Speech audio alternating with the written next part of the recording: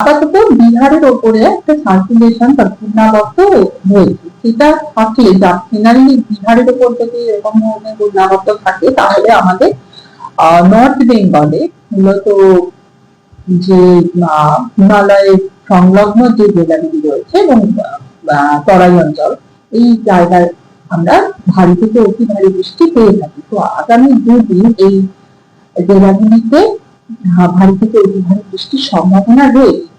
তার সঙ্গে মানে আগামী দুদিন মানে 23 এবং 24 তারিখ এবং 25-26 তারিখেও নর্থ বেঙ্গলের কয়েকটি জেলাতে ভারী বৃষ্টির সম্ভাবনা রয়েছে। এবং 24-25 তারিখে একটু দক্ষিণের জেলাগুলি সাউথ দিনাজপুর, নর্থ দিনাজপুরে এই সম্ভাবনাটা রয়েছে সেই সঙ্গে আর কি উপরের জেলাগুলির সঙ্গে।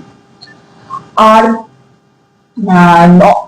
দক্ষিণবঙ্গের ক্ষেত্রে আজকে গাছটি উইন্ড মানে দমকা হাওয়া সহযোগে পশ্চিমী জেলাগুলিতে ঝড় এবং বজ্রপাত সহ বৃষ্টির সম্ভাবনা আছে, হালকা থেকে মাঝারি বৃষ্টির সম্ভাবনা। এবং পশ্চিমের যে জেলাগুলিতে রয়েছে তারা ঝড়ঝড়টা সম্ভব, এগুলো মূলত হচ্ছে বীরভূম, মুর্শিদাবাদ, ওয়েস্ট বর্ধমান, পুরুলিয়া, বাঁকুড়া এই অঞ্চলটাতে, এবং কোথাও কোথাও দমকা হাওয়ার সম্ভাবনা 50 থেকে 60 কিলোমিটার পৌঁছানোর সম্ভাবনা রয়েছে।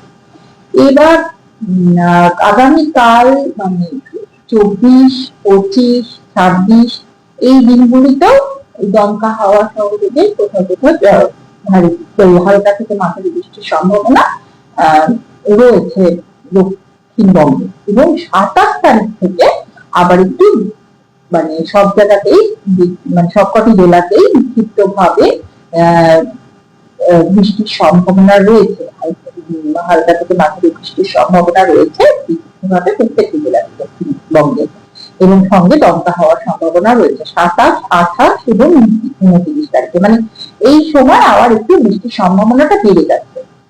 এবং তাপমাত্রাও যেহেতু 26 তারিখ পর্যন্ত খুবই আইসোলেটেড ভাবে বৃষ্টির সম্ভাবনা, তাপমাত্রায় যে একটা অস্বস্তিকর তাপমাত্রা মানে একটা আবহাওয়া রয়েছে, আমাদের একটা শরীরে একটা অস্বস্তি হচ্ছে এবং মূলত পশ্চিমের জেলাগুলিতে এই সম্ভাবনা মানে এই কষ্টটা বেশি রয়েছে।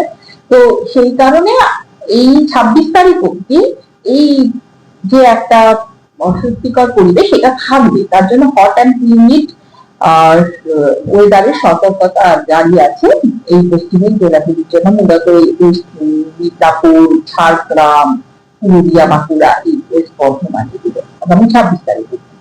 এরপর যেহেতু একটা আবার কিছুটা বৃষ্টির সম্ভাবনা বাড়ছে, তাপমাত্রাটা কিছুটা 2 থেকে 3 ডিগ্রি ফল করবে 26 তারিখের পর থেকে, মানে 27 তারিখ থেকে। আর এই সতর্কতাটা আমরা কন্টিনিউ করছি না, মানে আমরা 26 তারিখ অব্দি রাখছি। তো এই মোটামুটি আপাতত পশ্চিমবঙ্গের আবহাওয়া পূর্বাভাস। আমরা এখন বলছি না, আপনারা পরবর্তী যে প্রোগ্রামটা হবে সেটা লক্ষ্য রাখবেন। হ্যাঁ বললাম তো, আমি এখন কিছু বলছি না, কিন্তু পরবর্তী যে প্রোগ্রামটা হবে সেগুলো